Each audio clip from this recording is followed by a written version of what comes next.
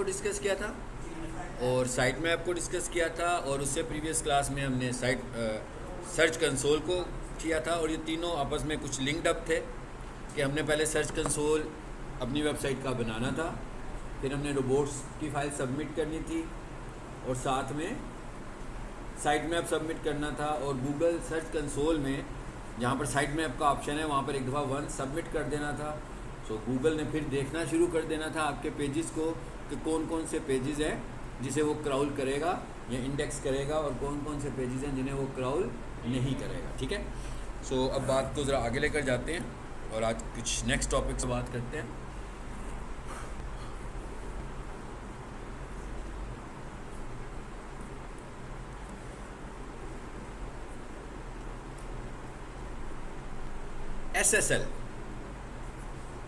SSL क्या चीज़ है?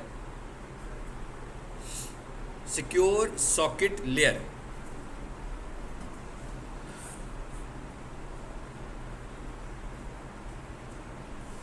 अच्छा, यहाँ से जरा मैं वेबसाइट को लॉगिन करूँ।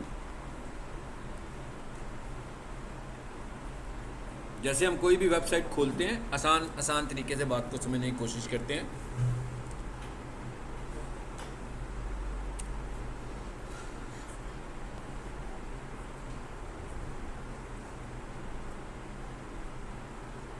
ये एक वेबसाइट खुल गई है, ये इसके बिल्कुल जहाँ पर URL लिखा हुआ आ रहा है, यहाँ पर एक आइकन नज़र आ रहा है आपको, यहाँ पे हम क्लिक करते हैं तो यहाँ पे लिखा हुआ आ रहा है कनेक्शन इज सिक्योर, और यहाँ पर एक लॉक बना हुआ आ रहा है। इसका मतलब ये है कि ये वेबसाइट सिक्योर वेबसाइट है और इसके ऊपर सिक्योर सॉकेट लेयर अप्लाइड है, यानी इस पर SSL अप्लाइड है। कुछ वेबसाइट्स ऐसी भी होंगी जो SSL अप्लाइड नहीं होंगी, वो सिक्योर वेबसाइट्स नहीं है। तो अपनी वेबसाइट के ऊपर SSL लगाना इटसेल्फ से SEO का एक टारगेट है, SEO का एक फैक्टर है। यानी अगर आपकी वेबसाइट SSL सिक्योर्ड है तो इसका मतलब क्या हुआ कि एक और फैक्टर है जो आपने अचीव कर लिया, जिसमें SEO एक्सपर्ट का तो कोई रोल भी नहीं है, यानी उसमें मेरा तो कोई कंट्रीब्यूशन नहीं है ना। SSL लगाने का मतलब क्या है? SSL लगाने का मतलब ये है कि मैं होस्टिंग कंपनी से ये कह रहा हूँ कि जहाँ पर मेरी वेबसाइट रखनी है उसको प्रोटेक्ट करके रखो। जैसे आप लोग अपना लैपटॉप यूज़ करते हो, विंडो लगाते हो, फिर उस पर एंटीवायरस को इंस्टॉल कर लेते हो, इसीलिए करते हैं ना कि सिक्योर है। घर को सिक्योर करते हैं, लॉक्स लगाते हैं, एक्स्ट्रा लॉक्स लगाते हैं घर की सिक्योरिटी के लिए। इसी तरह जो SSL है ये भी एक्स्ट्रा सिक्योरिटी है, और ये प्रोवाइड कौन करेगी? Hosting company. इसका मतलब क्या हुआ कि SSL हमने परचेज करना है बिल्कुल उसी तरह जैसे हमने होस्टिंग परचेज किया। और अगर आप होस्टिंग प्लान्स को जाकर देखेंगे तो जो कॉर्पोरेट होस्टिंग प्लान्स हैं, यानी जो बड़े बड़े होस्टिंग प्लान्स हैं, उसके अंदर SSL बिल्ट इन होती है।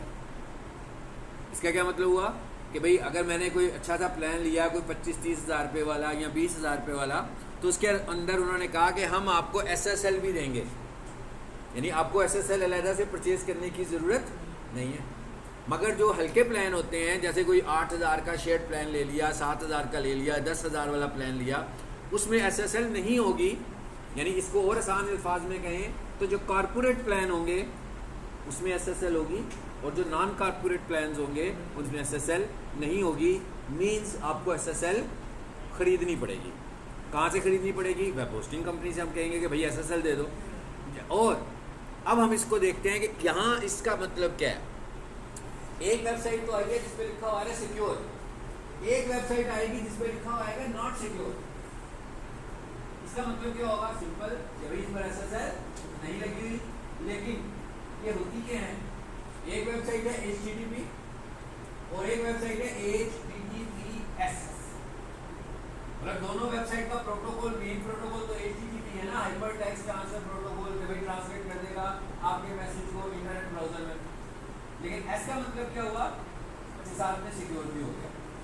जितनी भी वेबसाइट्स होती हैं सब HTTP पर होती हैं, और जब हम उन्हें प्रोटेक्टेड कर लेते हैं तो वो क्या बन जाती हैं? HTTPS। तो इसका मतलब क्या हुआ कि आमतौर पर वेबसाइट्स के हमें 2 वर्जन मिल जाते हैं, एक HTTP और एक HTTPS। लाजमी बात है, जब मैंने लिया तो HTTP मिला, और जब मैंने उसे सिक्योर करना चाहा तो मैंने उसके लिए जब SSL खरीद के उसमें लगाई, अप्लाई करवाई कंपनी से, तो वो HTTPS हो गया। बट फिर वही वाली बात है कि ऑनलाइन हमारे पास 2 वर्जन है, हमारे पास हमारी वेबसाइट के ऑनलाइन फिर से 2 वर्जन है। एक कौन सा वर्जन है? HTTP का, और एक कौन सा वर्जन है? HTTPS वाला। अब हमें क्या करना है? अब हमें इस चीज़ को चेक करना है कि हम किस तरीके से HTTP को HTTPS कर सकते हैं। भाई अगर तो आपकी वेबसाइट सिक्योर ही नहीं है तो वो SEO कैसे करेगी? गूगल खुद से कह रहा है मैं उसे रिजेक्ट कर दूंगा ऐसी वेबसाइट को जो सिक्योर नहीं है। आपने देखा था कि ये वाला फैक्टर हमें गूगल सर्च कंसोल में भी नज़र आ रहा था, HTTPS लिखा हुआ आ रहा था कि क्या आपकी वेबसाइट HTTPS है या नहीं है। सो हमें अपनी वेबसाइट को HTTPS भी करना है। और आपने इसमें देख भी लिया कि इसमें SEO एक्सपर्ट का तो बिल्कुल कोई रोल नहीं है। भाई क्या करना है? सिर्फ होस्टिंग प्लान लेना है, इसके अंदर HTTPS हो, या खुद से अलग से SSL परचेज कर लेनी है।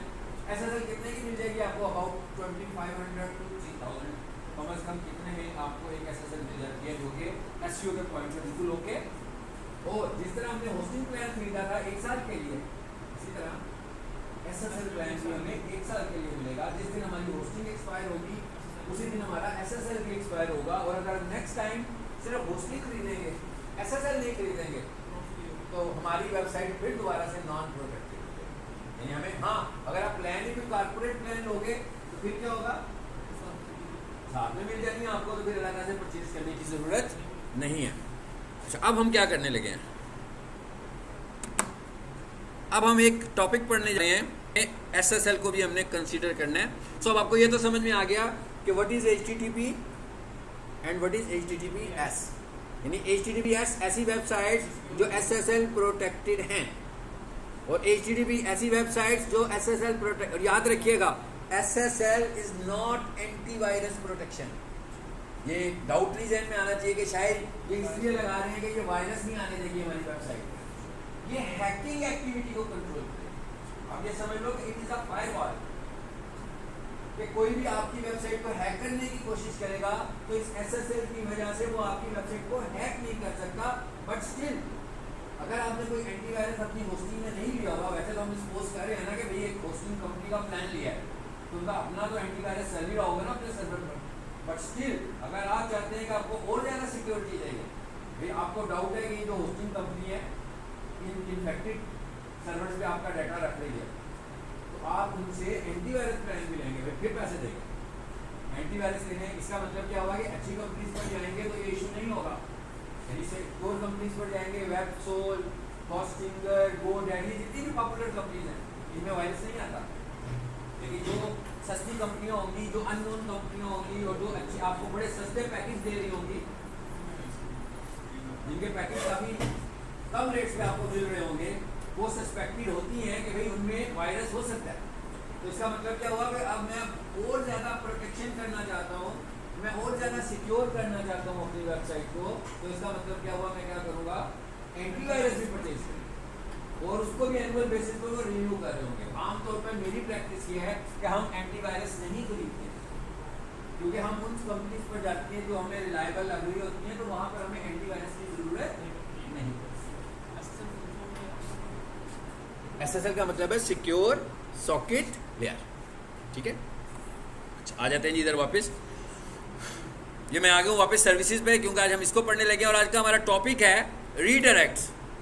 बेसिकली ये जो मैंने अभी आपको एक्सप्लेन किया SSL, इसके लिए हम रीडायरेक्ट की ऑप्शन को पढ़ने जा रहे हैं, ठीक है। साथ में हमें वैसे भी SEO में पढ़ना है कि व्हाट इज रीडायरेक्ट, रीडायरेक्ट होता क्या है। PDF में आए वापस, SEO में आ जाओ जी। यहाँ पर रीडायरेक्ट की फाइल भी बनी होगी है,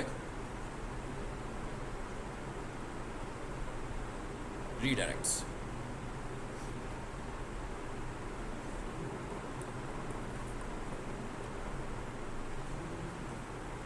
मेरा ख्याल है नाम से तो सबको ही पता है कि रीडायरेक्ट का मतलब क्या है ना, कि भाई कोई भी चीज़ किसी खास जगह पर जाए और उसको कहा जाए कि भाई यहाँ नहीं कहीं और जाना है।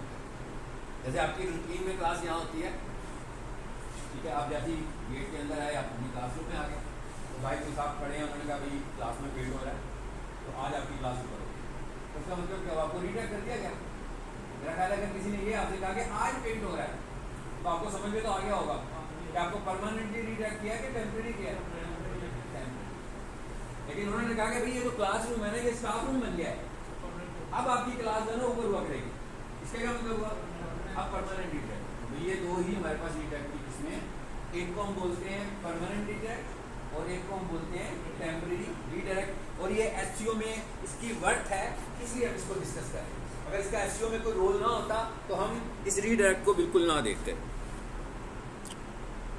Redirect is a way to send both users and search engines to different URLs. यही बताया ना मैंने कि क्या कह रहा है कि यूजर को, यानी कोई भी बंदा वेबसाइट पर आ रहा है, डेट इज द यूजर, और सर्च इंजन को एक यूआरएल से दूसरे यूआरएल पे भेज देगा रीडायरेक्ट। ऐसे ही है ना, यही एक्सप्लेन किया ना मैंने आपको, ठीक है। सो इस तरह की रीडायरेक्ट की कोई ऑप्शन अभी हमने रिसेंट डेज में भी पढ़ी है जो कि रीडायरेक्ट करती थी, ऐसे ही है, याद करें। हाइपरलिंक और हाइपरलिंक रीडायरेक्ट नहीं करती, हाइपरलिंक तो फॉलो करती है इंटरनली। नहीं, मैंने कहा हमने ऐसी कोई ऑप्शन पहले भी पढ़ी है जो कि रीडायरेक्ट कर रही थी। Good. Canonical tag, canonical tag also a redirect but not redirect for both users and crawlers. ऐसे ही है ना, वो किसको रीडायरेक्ट करता था? कैनोनिकल किसको रीडायरेक्ट करता था? क्राउलर को। यूजर्स को भी करता था? यूजर्स को नहीं करता था। यानी एक बंदा लिखेगा ना www.abc.com, कुछ भी हो जाए abc.com नहीं खुलेगा, लेकिन वो कंटेंट मैच हो रहा होगा तो क्राउलर को मूव करेगा। तो इसका मतलब क्या हुआ कि हम ये कह सकते हैं कि जो कैनोनिकल टैग है that is a virtual redirect not physical redirect. Virtual redirect का क्या मतलब है? नजर नहीं आ रहा, हमें कुछ घूम के जा रहा है उधर को, दूसरी तरफ को जा रहा है घूमकर, मगर नजर नहीं आ रहा। फिजिकल का क्या मतलब है कि घूम के जा भी रहा है और नजर भी आ रहा है, तो वो विजिटर है।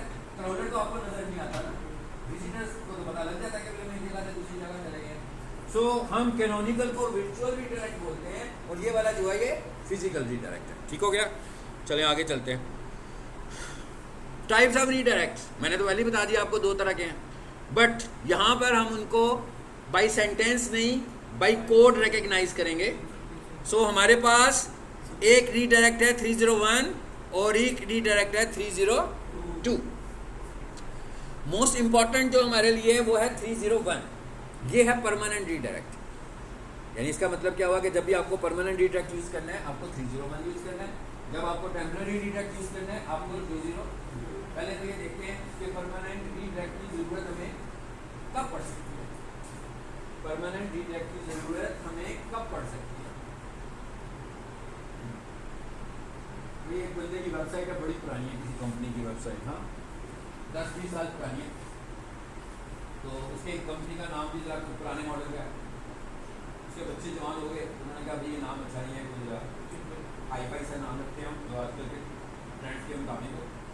अब वेबसाइट का नाम था पहले सपोज कर लेते हैं abc.com, ठीक है। बच्चों ने उसका नया नाम रख लिया XYZ। अब क्या हुआ, वेबसाइट तो पहले पुरानी चल रही है ना abc.com के नाम से, अब बहुत सारी दुनिया उनको जानती है abc.com के नाम से। तो अब हम चाहते हैं कि जब भी कोई बंदा abc.com लिखे तो XYZ पर आए, और जो XYZ लिखे वो भी पुराने समझ में चला जाए ना, ठीक है, वो भी XYZ पर आए। मतलब जो पुराने लोग abc.com लिखे वो भी XYZ पर आ रहे हैं, जो नहीं लिखेंगे वो तो आएंगे ही XYZ के ऊपर। So it is the example of permanent. भैया परमानेंटली चेंज करना पड़ गया ना, लेकिन जो पुराने विजिटर्स हैं उनको ऐसा नहीं है कि कोई एरर पेज मिलने वाला है। वो ABC, इसकी एग्जांपल ट्विटर है ना आपके पास, ट्विटर लिख दो एक्स पे चले जाते हो सीधे, सही है ना, नए नाम पे शिफ्ट कर रहे हैं ना। वो हो सकता है कि बहुत सारे साल गुजर जाएं तो ट्विटर को खत्म ही कर दें, जब उन्हें लगे कि भाई अब सारी जनरेशन एक्स वाली आ गई है, सबको पता लग गया कि ट्विटर नहीं है एक्स ही है, ठीक है, उस वक्त उसे खत्म कर दें। तो एक पर्पज तो ये हो गया। अब ये कौन सा वाला रीडायरेक्ट बन रहा है, सबको समझ में आ रहा होगा ये कौन सा वाला रीडायरेक्ट बन रहा है? परमानेंट रीडायरेक्ट, ठीक है।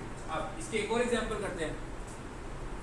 हमने जब वेबसाइट बनवाई तो हमारी वेबसाइट HTTP है, ये सबके लिए ये वेबसाइट पे होगा, हर वेबसाइट HTTP पे होती है क्योंकि उसका बेसिक प्रोटोकॉल HTTP है। लेकिन उसके बाद हम इसको कहाँ पे ले गए? HTTPS पे लेकर जाना है हम लोगों को। तो इसका मतलब क्या हुआ कि भाई एक ये वाला प्रोटोकॉल जो है ये हमें अप्लाई करना है हर दफ़ा अपनी वेबसाइट के ऊपर। क्या करना है कि अपनी HTTP को HTTPS करना है। इसका मतलब क्या हुआ कि हम कहने का लगे हैं, हम कह रहे हैं भाई ये हमारी वेबसाइट है, ये HTTP का वर्जन है। आपने ये करना है कि जब कोई बंदा HTTP लिखे या HTTPS लिखे, दोनों सूत्रों में वो कहाँ चला जाए, HTTPS। ठीक है, तो फायदा क्या हुआ आपको, आपने गूगल को भी बता दिया कि भाई मैं क्लीन प्रोटोकॉल इस्तेमाल कर रहा हूँ, मेरी वेबसाइट में कोई रिस्क नहीं है।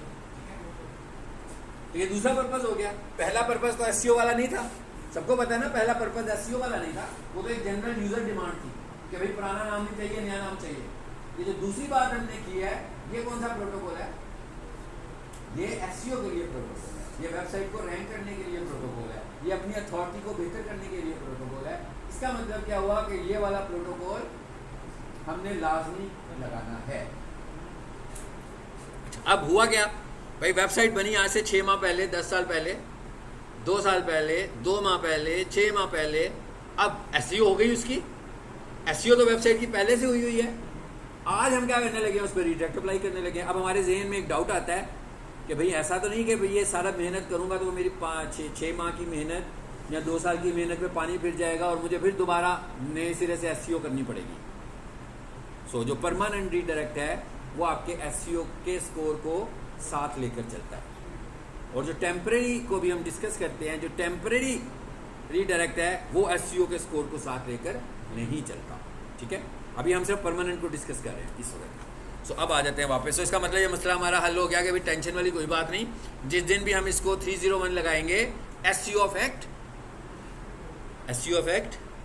नहीं होगी, SEO पे कोई असर नहीं पड़ेगा। जितना SEO का स्कोर पहले आ रहा था 301 से, उतना ही रहेगा, बल्कि क्या होगा, एक पॉइंट ऐड हो जाएगा उसमें कि भाई आपने क्या किया, रीडायरेक्ट भी लगा दिया, ये कोर फैक्टर उसमें ऐड हो जाएगा, SEO हर्ट नहीं होगी। चलिए अब इधर आ जाते हैं, ज़रा मैं यहाँ से ज़रा भाई ये वाला काम भी cPanel से करना है। जो वर्डप्रेस की वेबसाइट है उसके ऊपर आपको रीडायरेक्ट का प्लगइन खरीदना पड़ेगा।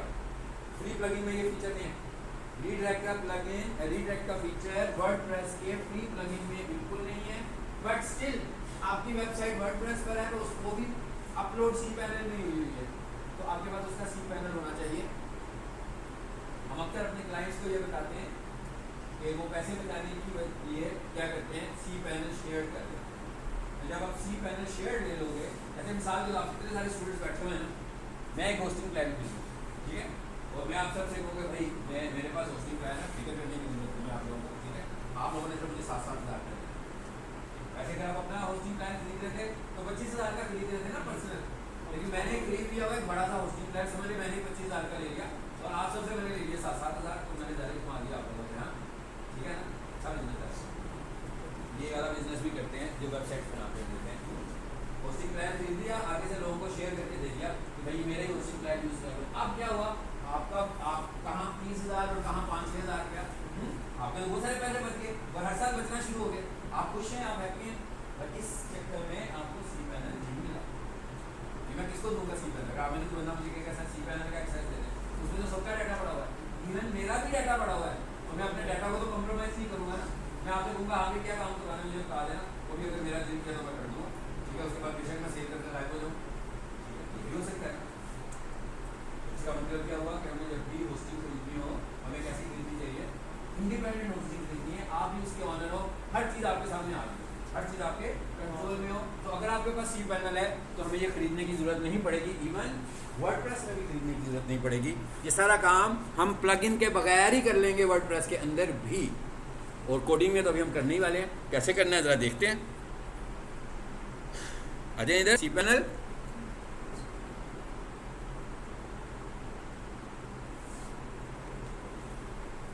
जी, ये लिखा हुआ है ईमेल अकाउंट से, मैंने पहले भी बताया था। फिर बहुत सारी जगहों पर एज ए डिजिटल मार्केटर आपको बिजनेस ईमेल की ज़रूरत पड़ती है, नॉर्मल ईमेल नहीं चल रहा होता, तो यहाँ से आप अपना बिजनेस ईमेल क्रिएट कर सकते हो। कोई मुश्किल बात नहीं है भाई, ईमेल पे क्लिक करो, ईमेल का नाम रखो, स्पेस डिफाइन करो, पासवर्ड रखो, ईमेल बन गया। यह है business email. Gmail is not a business email, Yahoo is not business email, Hotmail is not business email. तो जहाँ बिजनेस ईमेल मांगेगा वो, वहाँ पर आपको अपनी होस्टिंग का ईमेल देना पड़ेगा, यानी अपनी वेबसाइट की डोमेन वाला ईमेल देना पड़ेगा, उसके अलावा उसको नहीं मानेगा। और वो ईमेल भी कहाँ पे बन रहा है, सी पैनल में बनने लगा हुआ है, ठीक है। इसलिए हमें ये थोड़ी सी मूवमेंट यहाँ पे करनी भी आनी चाहिए जी। और नीचे आ जाते हैं, आ जाओ नीचे, यहाँ पर कहीं लिखा होगा डोमेन और ये लिखा हुआ आ रहा है रीडायरेक्ट, आ रहा है, इस पे आते हैं। अब हम क्या करने वाले हैं, रीडायरेक्ट अप्लाई करने लगे सर, समझाने के लिए मैं आपको करने लगा हूँ, फिर मैं उसे रिमूव भी कर दूंगा जी। आगे दोनों जो मैंने अभी आपसे एक्सप्लेन किए दोनों नजर आ गए, but if you don't have the access of cPanel तो हम कैसे करेंगे ये सब काम, मुश्किल हो जाएगा ना हमारे लिए। फिर मैं उसको समझाऊंगा, वो कहेगा भाई ये क्या है, ये भी हो सकता है, उसको भी ना समझ में आए क्या करना है। आप उसे कहोगे मुझे यूज़र नेम पासवर्ड दे दो, वो कभी भी नहीं देगा, तो आप दिक्कत में आ जाएंगे, आप फंस जाएंगे। वो किस किस को देगा भाई, इतने सारे लोगों को मैं किसको दूंगा। अगर आप सब ने अपना अपना सी पैनल अप्लाई करना हो तो मैं किस किस को दूंगा, या फिर मैं यूँ कहूँगा कि हाँ भाई ये काम करवाना है ना, तो इसके मैं एक्स्ट्रा 3000 रुपये और लूँगा आपसे। हाँ, बहुत सारी आप ये सारी बातें वो बता रहा हूँ जो वो करते हैं लोग, जो प्रोफेशनल्स करते हैं। इसलिए इसका मतलब क्या हुआ कि आप जब भी अपनी वेबसाइट बनवाएं, हमेशा अपना बिल्कुल बिल्कुल अपना अलहदा से एक होस्टिंग प्लान आपका होना चाहिए, जिसमें सब चीज़ें आपकी क्रीडेंशियल, सारे यूज़र नेम, सारे पासवर्ड सिर्फ आपके पास हों, किसी दूसरे बंदे के पास ना हो, ठीक है, शेयर्ड ना हो। लेकिन जी यहाँ पर आकर हमने किया, क्या कहता है HTTPS किसको करना है भाई, मैं कहता हूँ भाई इसको करना है मुझे, और यहाँ आकर मैं उसका URL दे दूंगा। क्या लिखूंगा यहाँ पे आकर, कहता है भाई इसको करना है, यहाँ आकर मैं URL टाइप करूंगा ना, सॉरी मैं गलत जगह पे क्लिक कर रहा हूँ, यहाँ आ जाए जी, चलो हो गया। अच्छा, अब उसके नीचे और भी ऑप्शंस दे रहा है वो आपको, और ये SEO का बहुत बड़ा स्कोर है। SEO चेकर लगाएंगे तो उसमें एक स्कोर कैटेगरी होती है जिसको हम बोलते हैं सर्वर, कि आपका सर्वर का स्कोर क्या है। अगर आपने रीडायरेक्ट अप्लाई नहीं किया होगा, एक तो SEO फैक्ट तो हो ही रही होगी, इंडेक्सिंग तो हो ही नहीं रही होगी, उसके साथ साथ आपका सर्वर स्कोर बिटवीन 0 to 50 आ रहा होगा, तो इसका मतलब है कि आपके सर्वर में कुछ इशू है। सर्वर का मतलब होस्टिंग प्लान, जो आपने होस्टिंग प्लान किया। अगर आपने ये अप्लाई कर दिया फिर भी आ रहा है, इसका मतलब है आपके सर्वर में कुछ इशू चलने लगा हो, इसकी वजह से आपका स्कोर 0 आ रहा है। अब क्या हुआ, सारी फैक्टर्स ठीक हो गए, किसी को आपने 90 पे कर लिया, किसी को आपने 85 पे कर लिया, किसी को आपने 98 पे कर लिया, पीछे बच गया एक, वो कौन सा, सर्वर। अब सर्वर का स्कोर क्या आ रहा है, 0, तो उसने आपकी सारी मेहनत पे पानी फेर दिया। उस एक ने भी तो बीच में शामिल होना था ना, तो वो आउट ऑफ 100 0 आ रहा है, बाकी सारे आउट ऑफ 100 बहुत आ रहे हैं, तो पता लगा भाई आप 70 पे। जैसे ही आपने अपने सर्वर के स्कोर को बेहतर किया, पता लगा आप एकदम 85 या 90 पर चले गए। और इसके अंदर आप देख रहे हैं तो कुछ टाइपिंग नहीं कर रहे, कुछ नहीं कर रहे, सिर्फ और सिर्फ क्या कर रहे हैं, सर्वर को सेट कर रहे हैं, तो रीडायरेक्ट लगाने लगे।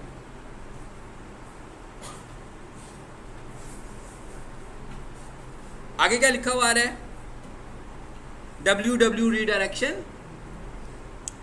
डोंट रीडायरेक्ट विद, ये वाली ऑप्शन सेट कर दें। 3 ऑप्शन आ रहे हैं ना, only redirect with www, redirect with or without www। इसका क्या मतलब हुआ कि भाई कोई भी बंदा चाहे तो डोमेन का नाम लिखे, चाहे लिखे www.this, दोनों सूरतों में वो कहाँ ले जाए, उसको HTTPS पे ले जाए, ठीक है। इसके बाद आखिर में क्या कह रहा है, आखिर में क्या कह रहा है जी, वाइल्ड कार्ड रीडायरेक्ट। इसका मतलब क्या हुआ, कोई बंदा सिर्फ डोमेन ही लिख दे, बस पूरा नाम भी ना लिखे, हाँ, ABC एंटर, फिर भी उसको ले जाए। क्या ख्याल है, इसको भी ऑन कर दिया हमने, अच्छी बात है ना, और इसको कर दिया ऐड, लग गया, इस तरह ग्रीन टिक आया, इसका मतलब लग गया।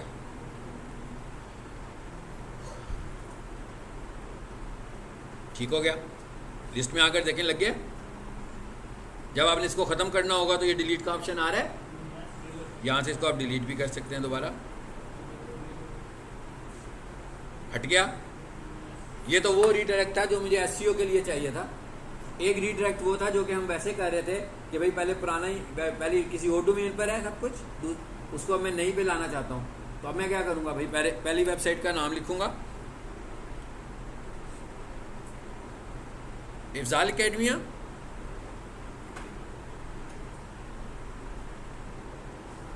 और ये कहाँ जाने लगा भाई, draz.pk। अब क्या होगा, अब जब भी कोई बंदा इफ्जाल एकेडमिया लिखा करेगा तो वेबसाइट कौन सी खुलेगी, दराज की वेबसाइट। ये वो कल आए तो मैंने भी आपको बिजनेस सिनेरियो बताया कि पहले उसका पुराना नाम चल रहा था, अब उसका नया नाम आ गया। इसका मतलब क्या हुआ, उसके बाद पुराना डोमेन नेम भी है और उसकी होस्टिंग भी है। उसने नया डोमेन खरीदा और उसकी भी होस्टिंग खरीदी हुई है, तभी मूव करेगा ना। अगर ये सब कुछ नहीं होगा तो मूव कैसे करेगा? इसका मतलब अब उसके पास 2 डोमेन है और होस्टिंग प्लान भी एक से ज़्यादा है। लेकिन आपको पता तो लग गया कि होस्टिंग शेयर भी हो सकती है, तो एक ही होस्टिंग में दोनों वेबसाइट्स को रख सकता है, क्योंकि दोनों उसी की प्रॉपर्टी है ना। जैसे मैं अभी आपसे कह रहा हूँ कि आप मुझसे होस्टिंग लेंगे तो मैं आप 25,000 रुपये की होस्टिंग खरीदूंगा और आप सबसे 5,000 रुपया लेके आपको रीसेल कर दूंगा आगे से। या हो सकता है 40,000 की होस्टिंग खरीदूँ, आगे से 100 लोगों को सेल कर दूँ। ठीक है, तो ये इटसेल्फ है बिजनेस। और ये जो वेबसाइट वाले कह रहे होते हैं ना कि आपको डोमेन के पैसे भी नहीं देने और होस्टिंग के पैसे भी नहीं देने, सो बेसिकली वो लोग अपने पास आपका डाटा रख रहे होते हैं। तो बंदा खुद ही फंस जाता है जब साल के बाद उन्हें कुछ करना होता है कि भाई मेरी ऑनरशिप मुझे दो। ऐसी चीज़ों में आपकी फिर ऑनरशिप नहीं बचती है। ठीक है, सब कुछ उस डेवलपर के पास ही होता है जो आपको काम करके दे रहा होता है। सो आप डैमेज करते हो। इवन आपका डोमेन नेम जो आपने बिजनेस नेम खरीदा होता है वो भी आपकी ऑनरशिप में नहीं रहता, वो भी दूसरे बंदे के पास है। ठीक हो गया, समझ में आ गया। ये था हमारे पास परमानेंट रीडायरेक्ट। इसका मतलब क्या हुआ, टेम्परेरी कैसे अप्लाई करेंगे भाई? टेम्परेरी कैसे अप्लाई करेंगे? सिंपल सी बात है यार, इधर से ऊपर से 301 चूज किया है, उधर से 302 वाला चूज करेंगे तो टेम्परेरी होगा। यानी कि 302 कौन सा रीडायरेक्ट था और 301 परमानेंट रीडायरेक्ट था। ओके, एसईओ किससे ड्रॉप होती है? नहीं, एक मिनट, कंफ्यूज नहीं होना। ये आप कंफ्यूज हो गए, ये आपने एकदम कहाँ से कहाँ निकल गए हो। आप रीडायरेक्ट से ना कैनोनिकल पे चले गए। विजुअल कैनोनिकल ऐसे छोड़ दो, वो तो मैंने जैसे एक कॉन्सेप्ट दिया था। इस वक्त हम रीडायरेक्ट फिजिकल रीडायरेक्ट में बात कर रहे हैं। फिजिकल रीडायरेक्ट सिर्फ 2 हैं, 301 और 302। 301 क्या होता है, आपके स्कोर को कैरी करता है, यानी कि आपकी एसईओ को कोई मसला नहीं। 302 जो है वो क्या करता है, वो अगर आप 302 का मतलब क्या है, 302 का मतलब कि भाई वक्ती तौर पर हम इधर से इधर चलेंगे। ऐसी होता है ना, किसी दुकान पे पेट हो रहा होता है, भाई वो अपना सामान खा के किसी दुकान में रख लेते हैं, या पेट हो जाता है वापस आ जाता है। ये टेम्परेरी है ना, तो जो टेम्परेरी आप लगाओगे अब वो जितनी देर लगेगा, अब आपका टेम्परेरी पीरियड अगर बढ़ जाएगा तो इसका मतलब है ड्रॉप होगा। लेकिन अगर आपको लग रहा है कि आपने ये टेम्परेरी काम कुछ घंटों के लिए किया है तो इससे तो अच्छी इतनी जल्दी तो ड्रॉप नहीं होगी ना। इतनी जल्दी तो हो सकता है कि क्रोलर हमारी वेबसाइट पे ही ना आए, ठीक है ना, तो इतनी जल्दी तो ड्रॉप नहीं होगी। लेकिन अगर आप टेम्परेरी लगा के भूल गए और पता लगा भी 6 महीने गुजर गए और अभी भी आपके पास लगा कौन से वाला हुआ है, टेम्परेरी वाला, तो इससे क्या होगा, इससे तो आपकी एसईओ आहिस्ता आहिस्ता ड्रॉप, क्योंकि अब क्राउलर उसको क्राउल नहीं कर रहा, उसने क्राउल करना उसे छोड़ दिया। ठीक है, क्योंकि वो उसको क्राउल कर रहा है जो आप छोड़ कर आ गए, जिसको आपने रिप्लेस कर दिया। इसका मतलब क्या हुआ, इसका मतलब तो हुआ टेम्परेरी लगाने की गलती कभी नहीं करी, ये लग रहा है ना। अब एक साहब है, उनको चाहिए टेम्परेरी, काम कर रहे हैं कुछ टेम्परेरी, लेकिन उनको इस साइंस का पता था। उन्होंने कहा भाई टेम्परेरी लगाया तो गड़बड़ हो जाएगी, तो मैं क्या करता हूँ, परमानेंटली लगा लेता हूँ और फिर आ जाऊँगा वापस। अच्छा, अब इस तरह उसने एक दफ़ा किया तो गूगल को नहीं पता लगा शायद, लेकिन अगर ये वाली बात वो बार बार करेगा और कुछ लंबे अरसे के लिए करेगा और गूगल का सिस्टम इसे डिटेक्ट कर लेगा तो उसकी वेबसाइट को वो ब्लैक हैट वेबसाइट कर देगा। नहीं कहेगा भाई आपकी वेबसाइट में ना ब्लैक हैट एसईओ है। ब्लैक हैट एसईओ का मतलब क्या होता है कि ऐसी एसईओ जो गूगल के स्टैंडर्ड्स के अगेंस्ट है। आपने जो बॉट एक्टिविटी, कोई फेक एक्टिविटी यूज़ की है जिसे गूगल सख्त नापसंद करता है, तो इसका मतलब क्या हुआ कि अब आपकी वेबसाइट रैंकिंग से हाथ धो बैठी है। अब कभी भी किसी भी दौर में किसी भी तरह से आपकी वेबसाइट रैंक नहीं हो सकती। अब आपको क्या करना होगा, अब आपको नई डोमेन लेनी पड़ेगी। अब उस डोमेन के ऊपर सिर्फ आपकी वेबसाइट, इसका मतलब ये भी नहीं होगा कि वेबसाइट गूगल पे आएगी नहीं भाई। मतलब एक बंदा लिखेगा ना abc.com तो वेबसाइट खुल जाएगी, लेकिन अगर बंदा ये लिखेगा कि best computer courses in Lahore, फिर abc.com ऊपर रैंक नहीं, यानी सिर्फ रैंकिंग इशू होगा। यूआरएल से आपकी वेबसाइट खुलती रहेंगी, यानी यूआरएल से आपकी वेबसाइट ब्लॉक नहीं होगी, बट रैंकिंग में, सर्चेज में आपकी वेबसाइट का आना बंद हो जाएगा। अब आपको चाहिए होगी फिर एक नई डोमेन। अब आप ब्लैक हैट से बाहर आना चाह रहे हैं, और जो एसईओ हम पढ़ रहे हैं पिछले इतने दिनों से, it is called white hat SEO. तो हर बात मैं कहता हूँ ये गूगल का स्टैंडर्ड है, ये गूगल का स्टैंडर्ड है, तो ये जो हम गूगल के स्टैंडर्ड को फॉलो कर रहे हैं, it is called white hat SEO. ठीक है, और कुछ लोग कहते हैं भाई ये ग्रेस ग्रे एसईओ भी होती है भाई, डोंट टॉक अबाउट ग्रे, ठीक है, ठीक है ना। इसका मतलब क्या हुआ, ऐसे ही है ना कि एक काम बिल्कुल ठीक है, एक काम बिल्कुल ख़राब है, और एक काम भाई थोड़ा थोड़ा गुना कमा रहे हैं, ठीक है, सारा गुना नहीं कमा रहे, थोड़ा गुना कमा रहे हैं। तो थोड़ा गुना कमा रहे हैं तो अल्लाह ताला तो सज़ा देगा, गूगल भी सज़ा देगा आपको, ठीक है। ज़्यादा गुना करेंगे तो ज़्यादा सज़ा देगा गूगल, थोड़ा गुना करेंगे तो थोड़ी सज़ा देगा। So there is only concept of black hat SEO and white hat SEO. आ जाए वापस, मेरा ख्याल है समझ में आ गया। तो अब क्वेश्चन ये उठता है कि टेम्परेरी लगाएंगे क्यों? ऐसे ही है ना, बड़ा खतरनाक सा समझ में आ रहा है, एसईओ भी ड्रॉप हो रही है, पेनल्टी भी मिल सकती है, तो हम लगाएंगे क्यों फिर? इसे क्यों लगाना है हमने? इसे हमने सिर्फ उन केसेस में लगाना है जब हमें टेम्परेरी तौर पर ट्रैफिक को रीडायरेक्ट करना है एक यूआरएल से दूसरे, for the time being, not permanently. ये वही है जैसे मैंने भी आपसे कहा कि पेंट हो रहा है भाई, अब ये तो नहीं हो सकता कि आप पढ़ रहे हो यहाँ पर पेंट होने लगा हुआ है, ठीक है, कमरा खाली तो कराना पड़ेगा, लेकिन कुछ देर के लिए। ऐसे नहीं होगा कि लाइफ टाइम भाई 2 साल तक पेंट ही होता रहेगा, ठीक है। 1 दिन लग जाएगा, 2 दिन लग जाएंगे, 4 दिन लग जाएंगे, वापस अब अपनी क्लास में वापस आ जाएंगे। अल्ट्रेशन हो रही होगी कमरे में, कुछ देर तक होगी, उसके बाद आप वापस आ जाएंगे उस कमरे में। तो ये है टेम्परेरी। और टेम्परेरी को हम क्यों इस्तेमाल करते हैं? इसकी एक टर्म इस्तेमाल होती है, इसको हम ए बी टेस्टिंग के लिए भी इस्तेमाल करते हैं। इसका क्या मतलब हुआ? ए बी टेस्टिंग का मतलब क्या हुआ भाई? ए बी टेस्टिंग का मतलब ये हुआ कि हम अपनी ही किसी चीज़ के 2 वर्जन्स को टेस्ट करना चाहते हैं, ठीक है। इसका क्या मतलब है कि भाई एक ऐसा रिजल्ट दे रहा है, जैसे मिसाल के तौर पर अभी मैं आपको एसईओ की क्लास पढ़ा रहा हूँ, इसके बाद मेरी जो अगली क्लास है सपोज करें वो भी एसईओ की है, और मैं ये कहूँगा, सोच रहा हूँ कि भाई इन दोनों लेसन में से जो लेक्चर मुझे ज़्यादा अच्छा लगेगा मैं उसको लाइव करूँगा, दोनों को नहीं करूँगा। अब क्या करूँगा, लेक्चर्स लेने के बाद मैं इनको ज़रा सुनूंगा क्रिटिकली, जो मुझे अच्छा लगेगा उसको मैं लाइव कर दूँगा, और जो मुझे पसंद नहीं आएगा उसे मैं लाइव नहीं करूँगा। This is called A B testing. मैंने क्या किया, अपने एक लेक्चर को दूसरे लेक्चर के साथ कंपेयर किया, और जो अच्छा लगा उसको कर दिया। कहता है भाई अगर आपने कभी ए बी टेस्टिंग करनी हो कि एक साइड कहीं और रखी हुई है, एक साइड को आपने टेम्परेरी तौर पर रीट्रैक करके देख लिया कि ये कैसा रिजल्ट दे रही है, तो तब कर सकते हैं, अदरवाइज हमें ए बी टेस्टिंग की ज़रूरत नहीं है। या फिर अगर आप कुछ काम करने लगे हुए हैं कि लोग इस पर आए ना, क्योंकि लोग आपके यूआरएल पर आ जाते हैं, तो हम कहते हैं यूआरएल पर ना जाएं, बल्कि हम उसे किसी और जगह पे ले जाते हैं। यहाँ पर काम चलने लगा हुआ है, ठीक है, कोई बंदा इस पर काम कर रहा है और उधर लिखा हुआ है site under construction coming very soon, ठीक है। अब इसको तो एसईओ नहीं ना करनी किसी ने, मैं इस मैसेज की एसईओ तो नहीं करनी है, लेकिन ये फॉर द टाइम बीइंग होना चाहिए। इससे क्या होगी, आपकी रैंकिंग ड्रॉप होगी। मिसाल के तौर पर इससे पहले आप आने लगे हुए थे 6ठे नंबर पर, जैसे ही आपने ये लगाया और महीना गुजर गया, 1.5 महीना गुजर गए, 2 महीने गुजर गए, पता लगा जनाब आप 10वें पेज पे चले गए इसकी वजह से। तो ये आप तब लगाओगे सिर्फ थोड़ी देर के लिए, लेकिन अगर आपको लगता है कि आप इससे रैंकिंग ड्रॉप करते हैं तो आपने कहा नहीं भी परमानेंट लगा लो, तो ये गड़बड़ हो गई, ठीक है। गूगल को, लेकिन ज़रूरी नहीं है कि पहली दफ़ा भी गड़बड़ हो जाए, ये तो गड़बड़ तब कहलाएगी ना जब गूगल को पता लग जाएगा। तो जब गूगल को पता लग गया तो गड़बड़ होगी, ऐसा नहीं होगा लाइव हुई तो गड़बड़ हो गई। ये तो गूगल का सिस्टम डिटेक्ट करेगा। तो देखिए गूगल, फेसबुक, यूट्यूब आपको पेनल्टी कब देता है, स्ट्राइक्स कब आती हैं, जब उसके सिस्टम में चीज़ें आती हैं। अगर उसके सिस्टम में कोई चीज़ ना आए तो वो आपको पेनल्टी भी नहीं करता, लेकिन आए जब आए, अगले दिन आ जाए कि 5 साल के बाद आ जाए, जब भी आएगी तो पेनल्टी करेगा। बट अगर कभी ज़्यादा टाइम के बाद पेनल्टी पे लेकर जाएगा, फिर वो क्या करेगा, फिर तो वो अपनी टीम बिठा देगा कि भाई इसको ज़रा चेक करो, ठीक है, एक एक करके चेक करो इसमें और क्या क्या गड़बड़ चल रही है। उनको पता लग गया ना कोई एक गड़बड़ हो गई है, ठीक है। चलिए, आई होप कि आपको रीडायरेक्ट का पता लग गया होगा, व्हाट इज़ रीडायरेक्ट, ठीक है। चलें जी आगे चलते हैं।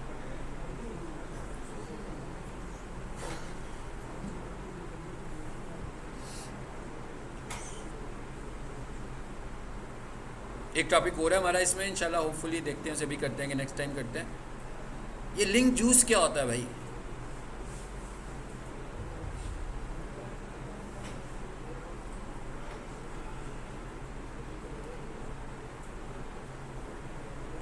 हाँ भाई, मैंगो जूस का नाम तो सुना ही होगा आपने, है ना। ये लिंक जूस क्या होता है? लिंक जूस को ज़रा समझते हैं कि लिंक जूस क्या है। जो बंदा एसईओ कर रहा होता है उसको गूगल जूस पिलाता है, जो अच्छी एसईओ कर रहा है उसे ज़्यादा अच्छा जूस मिलेगा। लिंक जूस का मतलब ये है कि आपके लिंक की authority is called link juice. अब क्या हुआ, दुनिया भर में भाई बहुत सारी वेबसाइट्स हैं जिनकी अथॉरिटी बहुत अच्छी है, और बहुत सारी वेबसाइट्स हैं जिनकी अथॉरिटी पुअर है। बहुत सारी चीज़ें हैं जो ब्रांडेड है और बहुत सारी चीज़ें हैं जो नॉन ब्रांडेड है। जो नॉन ब्रांडेड है वो ज़्यादा पॉपुलर नहीं है, ऐसे ही है ना। जो ब्रांडेड चीज़ें हैं वो ज़्यादा पॉपुलर है। फेसबुक की अथॉरिटी भाई बहुत अच्छी है, लिंक बिल्डिंग में हम देखेंगे 100 है आउट ऑफ 100। वेबसाइट की जो अथॉरिटी है वो मिनिमम 0 मैक्सिमम 100। तो फेसबुक की जो अथॉरिटी है वो मैक्सिमम 100। आपकी नई वेबसाइट है, पता लग रहा है भाई उसकी अथॉरिटी जो है वो 2 है, 3 है, 5 है, तो हम किस पे काम कर रहे हैं? अथॉरिटी बढ़ाने पे। इसका मतलब क्या हुआ? हम लिंक्स बनाने पे काम कर रहे हैं। हमें पता लग गया भाई फेसबुक की तो अथॉरिटी बहुत अच्छी है, तो क्यों ना फेसबुक पे पोस्टिंग शुरू कर दें और उसके अंदर जाकर अपनी वेबसाइट का लिंक ऐड करें। लिंक जूस मिलेगा। समझ में आया लिंक जूस क्या चीज़ है? यानी उसकी अथॉरिटी की वजह से हमारी अथॉरिटी इंप्रूव हो जाएगी। भाई सिंपल सी बात है। पिज़्ज़ा हट की अथॉरिटी है, ठीक है, और एक क्विक सॉल्यूशन की अथॉरिटी है। दोनों की अथॉरिटी एक जैसी तो नहीं है। क्विक सॉल्यूशन वालों ने पिज़्ज़ा हट वालों से डील कर ली कि भाई आपने पिज़्ज़ा हट रेस्टोरेंट को भर देना क्विक सॉल्यूशन की फ्लेक्सिस के साथ, और हम क्विक सॉल्यूशन को भर देंगे पिज़्ज़ा हट की फ्लेक्सिस के साथ। फायदा क्या फायदा होगा? तो फायदा नहीं होगा।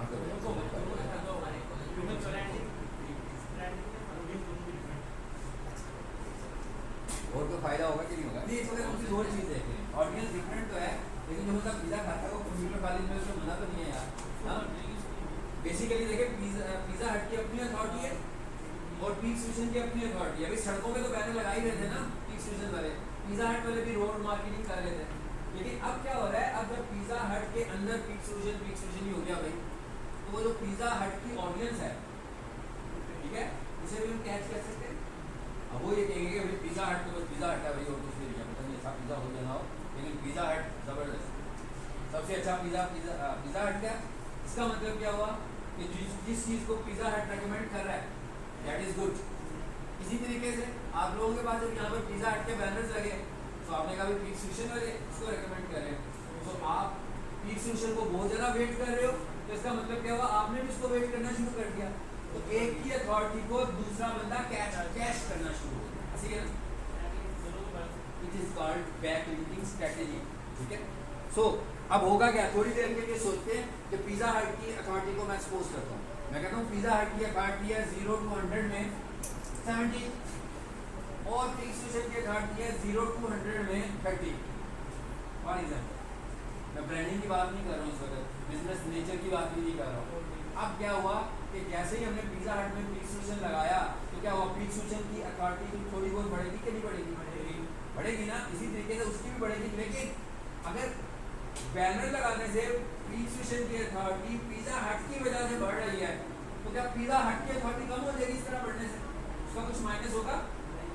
उसका कुछ भी माइनस नहीं होगा, भी उसी जगह पर रहेगी। तो इस तरह जब हम अथॉरिटीज को यूज करते हैं, it is called link juice. यानी वो जो ग्लास में जूस पड़ा हुआ है ना भाई, वो उतने का उतना ही रहेगा, उसमें कोई कमी नहीं आनी है, ठीक है, उसका जूस बिल्कुल उतना ही रहेगा।